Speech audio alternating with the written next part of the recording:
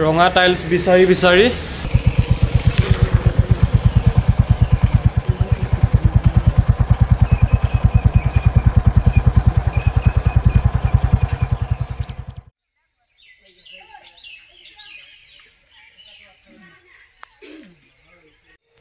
Hey everyone, praise the Lord. সকলোলৈ মহান ত্ৰাণকৰ্তা প্ৰভু যীশুৰ নামত নমস্কাৰ জনাইছো। আশা কৰোঁ আপোনালোকে ভালে আছে আৰু ময়ো বৰ্তমান ভালে আছো। আজি এটা পৰিয়ালত আহিছো মই আৰু বিশেষ এটা কামত আহিছো।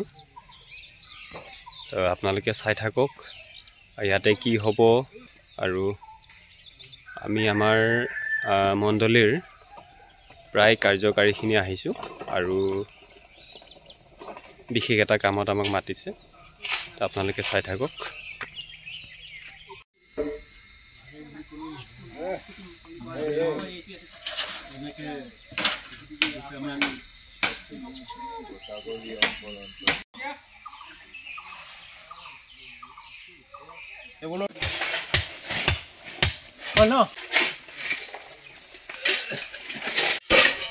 মোৰ সৈতে আজি আছে মই আপোনালোকক আগতে দেখুৱা যিজন তাঁত মই বৰ্তমান আজি তাঁতৰ ঘৰত আছো আৰু মোৰ লগত দুইজন তাঁত আছে। প্ৰথমে এজন তাঁত চিনাকি কৰাইছো। ইয়া আছে মোৰ লগত তাঁত জয় যিশু। জয়। কি খবৰ? ভালে আছে? তো কোনো ধৰণৰ অসুবিধাবিলাকতো নাই ন? বেমাৰ আজাৰ তেনেকাতো নাই? নাই। খুব ধুনীয়াকৈ চলি আছে ঈশ্বৰৰ আশীৰ্বাদত না? হয়। ভাল লাগিছে। আৰু এতিয়া বৰ্তমান কাম কাজ কৰিব পাৰি আছে নে? অলপ চলপ কৰোঁ আৰু কৰি আছে ন? হয়। ভাল কথা। লগতে আৰু এজন তাঁত আছে। তো সেই তাঁতৰ লগতো অকণমান আলোচনা কৰিম। এয়া মোৰ সৈতে আছে আৰু এজন তাঁত জয় যিশু। জয় যিশু। ভালে আছে ন? ভালে আছো দিয়া। আজি আপোনাৰ এটা নতুন গৃহ নিৰ্মাণ হ'বলৈ নিৰ্মাণ কৰিবলৈ যিটো খুঁটা উঠাব তো আমি সকলোৱে আহিছোঁ। তো নতুন ঘৰ যেতিয়া নেকি আপোনাৰ নিৰ্মাণ হ'বলৈ গৈ আছে মনত কেনেকৈ লাগিছে আপোনাৰ? ভালেই লাগে ৰাইজক দেখি। ভাল লাগিছে আৰু নতুন এটা ঘৰ বনাবলৈ আৰম্ভ হ'ব ন? আজিৰ পৰা আৰম্ভ হ'ব। আৰু ৰাইজক কিবা ক'ব নেকি আপুনি? একো ক'ব নাই। ভাল পাইছোঁ যেতিয়া ৰাইজে আটাইবিলাক যিটো নীতি নিয়মেৰে কৰিছে সুন্দৰ শুদ্ধ। হয়। আৰু কি কওঁ? আৰু আমি সকলোৱে আহিলোঁ তাঁতৰ নতুন এটা ঘৰ আজিৰ পৰা আৰম্ভ হ'ব, যিটো নেকি প্ৰাৰ্থনাৰ যোগেদি খুঁটি পোতা হ'ব। তো সেয়েহে আমি মণ্ডলীৰ সকলো কাৰ্যকাৰীয়ে আহিলোঁ আৰু লগতে দাদা বন্ধু আমি সকলোৱে মিলি পেলাই আহিছোঁ যাতে এই ঘৰখন সম্পূৰ্ণ হিচাপে প্ৰভুৰ আশীৰ্বাদৰ যোগেদি মানে সম্পূৰ্ণ হ'ব। তো সেয়াকে কৰিবলৈ আমি ঈশ্বৰৰ হাতত সোধাই দিবলৈ আহিলোঁ আমি, যাতে প্ৰভুই সম্পূৰ্ণ হিচাপে ঘৰখনৰ প্ৰতি আশীৰ্বাদ কৰে। সেয়াই ধন্যবাদ দিওঁ।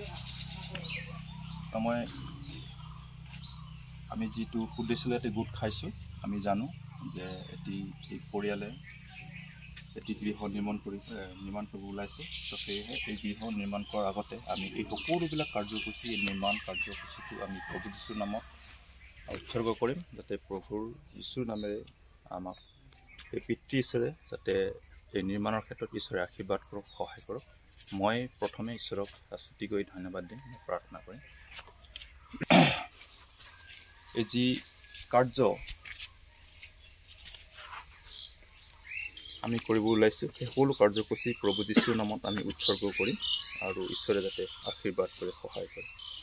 তো এই পৰিয়ালে যি গৃহ নিৰ্মাণ কৰিব বিচাৰিছে, এই গৃহ তেওঁলোকে বিচাৰিছে যে আমাৰ শক্তিৰে বা আমাৰ টকা পইচাৰে আমি হয়তো কৰিব পাৰিলেও কিন্তু ঈশ্বৰৰ আশীৰ্বাদ নাথাকিলে আমি একো কৰিবলৈ নোৱাৰোঁ। সেইকাৰণে ঈশ্বৰৰ আশীৰ্বাদ বিচাৰি আমাৰ মণ্ডলীৰ নেতা চলতাসকলক লগতে মণ্ডলীৰ সদস্যসকলক নিমন্ত্ৰণ কৰিছে যাতে প্ৰভুৰ পৰা আশীৰ্বাদ বিচাৰে যাতে এই গৃহ নিৰ্মাণ কৰা যাতে তেওঁলোকৰ কোনো অসুবিধা নহয় যাতে খুব ধুনীয়াকৈ যাতে নিৰ্মাণ কৰিব পাৰে সেইকাৰণে আমি প্ৰভুৰ চৰণত আমি সকলোৱে একগোট হৈ আমি তেওঁলোকৰ পৰিয়ালৰ কাৰণে আমি প্ৰাৰ্থনা কৰিম তো প্ৰাৰ্থনা কৰাৰ আগতে আমি এটি ঈশ্বৰৰ বাক্য পাঠ কৰিম ইয়াতে লিখা আছে গীতমালা 127 নম্বৰ 1 পদত কৈছে জিহুৱাই গৃহ নিৰ্মাণ নকৰিলে নিৰ্মাণ কৰোঁতাবিলাক পৰিশ্ৰম বৃথা জিহুৱাই নগৰ ৰক্ষা নকৰিলে পৰিয়াই পৰ দিয়াও মিছা সেইকাৰণে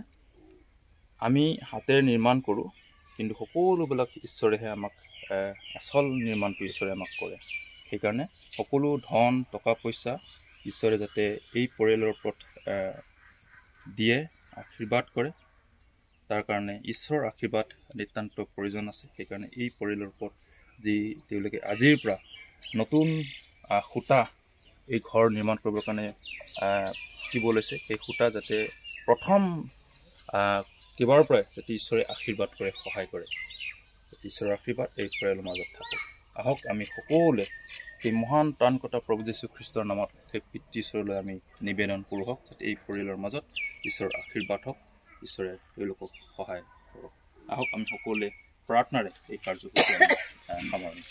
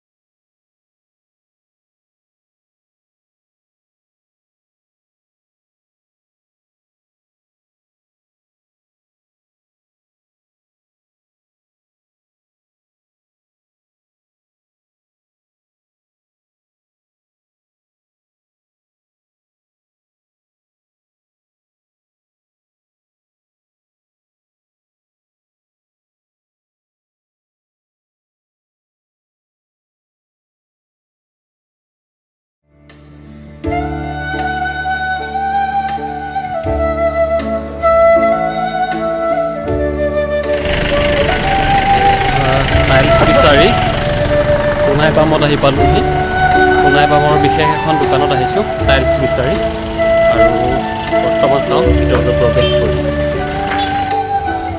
তো আমি ইয়াত নাপালোঁ আৰু আমি ইয়াৰ পৰা বেলেগ এখন ঠাইলৈ আকৌ যাত্ৰা কৰিম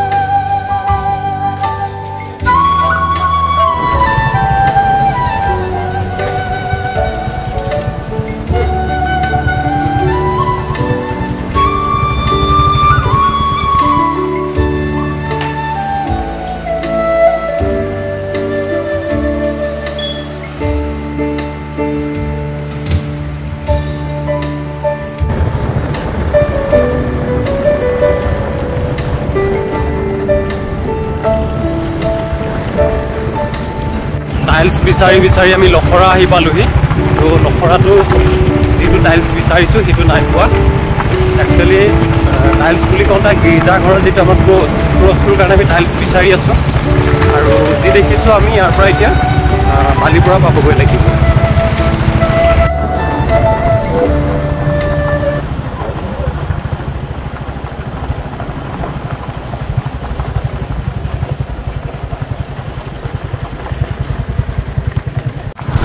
এয়া পালোহি মানখিৰি আৰু কিহবাৰ গেট বনাই দিছে বাৰু ক'ৰবাত কিবা ৱেলকাম আছে নেকি নাজানো এয়া হ'ল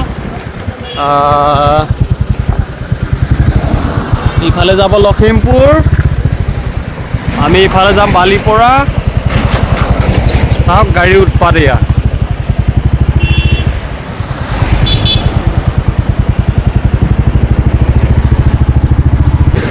এইয়া পাইছোহি বালিপাৰা আৰু দেখিলোঁ ইয়াতে ৰাস্তা পুৰা ব্লক ডাঙৰ গাড়ীয়ে ৰাস্তা পুৰা বন্ধ কৰি থৈছে এয়া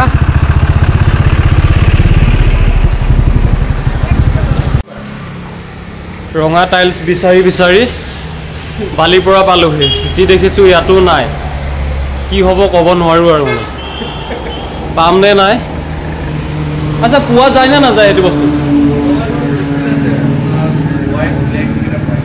হোৱাইট ব্লেক এইবিলাক পোৱা যায় ন ৰঙাটো বহুত কম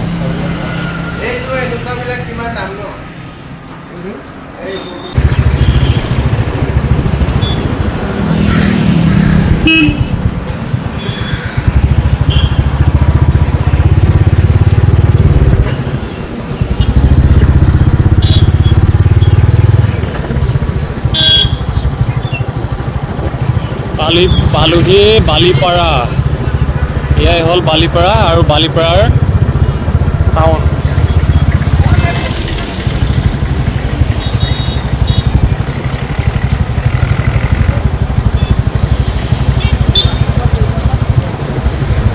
পুনৰাই পালোহি আৰু এখন দোকানত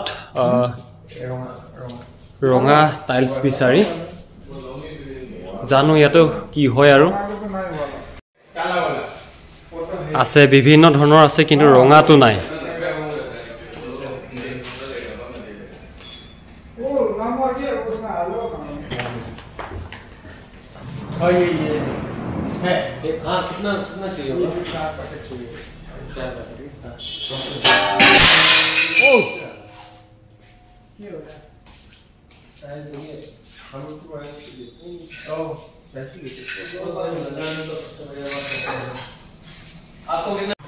তো গোটেইখিনি ঘূৰি ঘূৰি শেষত আহি এই দাদাৰ পৰা ল'লোঁ ৰঙা টাইলছ ক্ৰছৰ কাৰণে তো আপোনালোকে জনাব কালাৰটো কেনেকৈ হ'ব মানে আপোনালোকে জনাওক যে ভাল দেখিব নে বেয়া দেখিব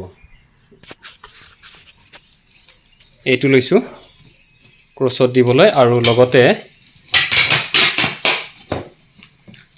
আৰু পেক হৈ আছে ইয়াৰ কিনাৰত যিখিনি বিট থাকিব ইয়া হ'ল কিনাৰত থকা বিট গোটেই ঘূৰি ঘূৰি শেষত আহি পালোহি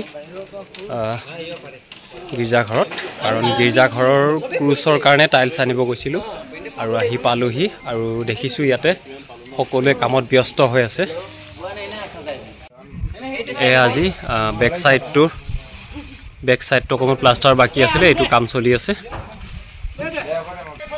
এই ক্ৰছখিনি দেখিছে ন এই ক্ৰছত মানে টাইলছ লগাবলৈ আমি টাইলছ আনিব গৈছিলোঁ এয়াই আছিল আজিৰ ভিডিঅ' ভাল লাগিলে জনাব আৰু কোন ঠাইৰ পৰা ভিডিঅ'টো চাইছিলে জনাবলৈ নাপাহৰিব ধন্যবাদ